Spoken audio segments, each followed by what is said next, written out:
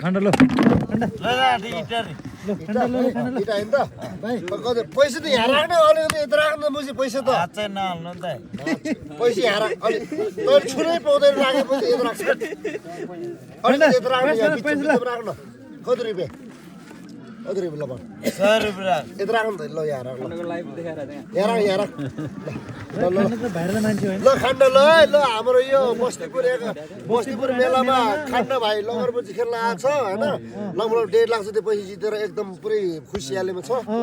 रुपैयाँ के न के यसको लागि हेर ल ल इ नाम 100 रुपैयाँ भनेर खराब यो लसको थाङले